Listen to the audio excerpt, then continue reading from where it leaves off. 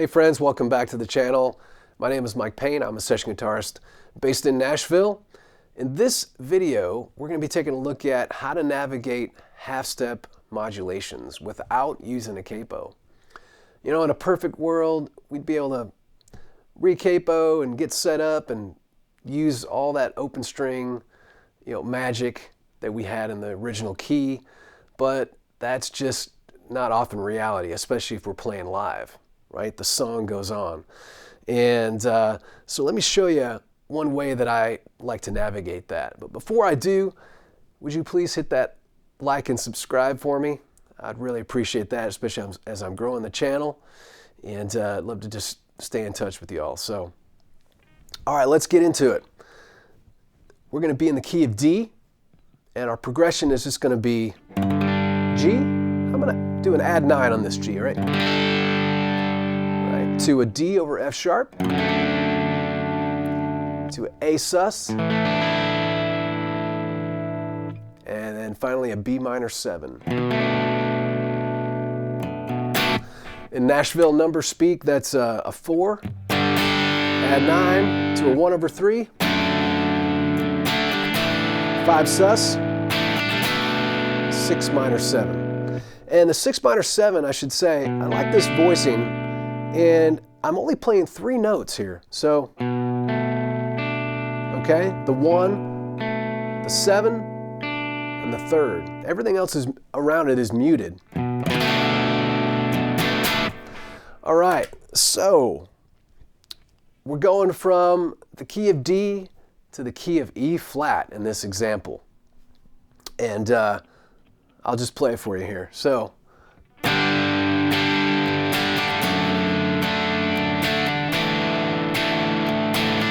right, we're rocking along. You know we got a modulation coming up.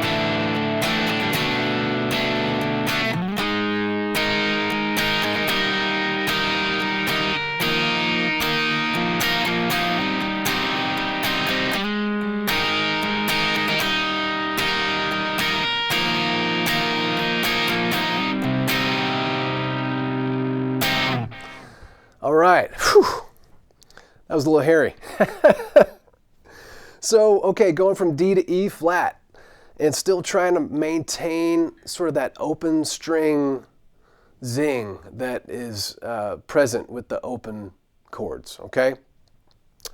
But, like most of us maybe, when we see that half-step modulation coming and we know we're going to have to land on that A flat, most of us are going to go here, right?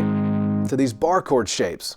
To 1 over 3, 5, 6 minor, right? Which we can totally get away with that. Like, it works. However, because we're in these bar chord closed shapes, the chords tend to get a little cloudy, a little tight voiced. We got this 1, 5, 1, 5, 1. They're just, they can get a little murky.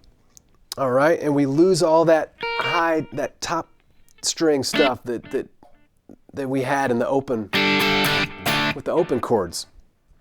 So let me show you how I navigated this. Again, same chord progression. We've just come up a half step, all right? So our new 4 chord now is going to be an A flat. And I'm just going to play 3 notes, all right? I'm going to play the A flat here on the 4th string. The 3rd is going to be muted. The 5th of the chord is up there on the 2nd string, that E flat. And then finally the B flat in the top for the 9. Right? It's a nice, it's got a nice zing to it. And then the 1 over 3 chord, we're going to be kind of looking at it out of this, the C shape here. Right? But we're just going to take part of that chord. So our 3rd is going to be in the bass. And then there's our 1 and our 5 up here. That's actually a really nice open voiced triad, E flat triad that is. Okay, so that's second chord. Third chord is going to be the 5 sus, and we'll just voice it like this.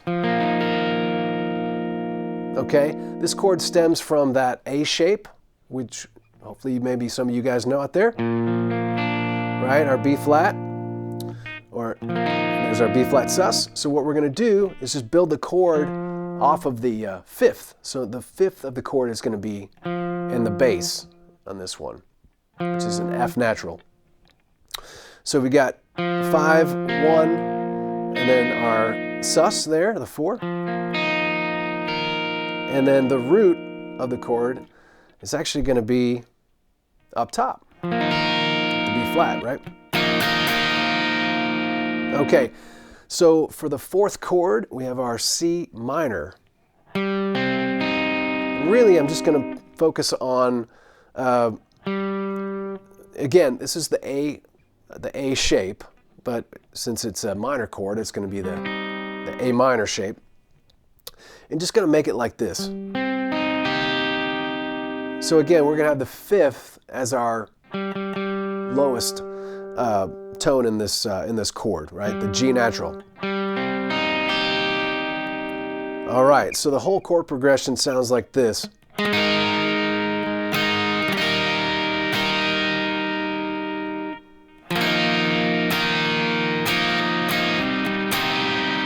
Right? This to me is so much more hip than just playing bar chords, and it's going to sit in the track in a much better way, in my opinion, at least in my experience. And the cool thing about this is, especially if we're modulating maybe for the last chorus, let's say, using this approach is actually really cool because we're using these higher voicings. The last chorus is actually going to have even more energy to it, right? A little bit brighter, a little more energy to it, from what I've found. So, yeah, this is again, understanding the neck a little bit here comes into play, right? And I feel like once you get this concept, you are going to have a better understanding of the fingerboard and how the relationship of these chords work together. So have some fun with this, and yeah, I hope this has been helpful. Thank you for watching, and if you have any questions or comments, please leave them for me. I love that. So yeah, thanks again, and I will look forward to seeing you on the next one.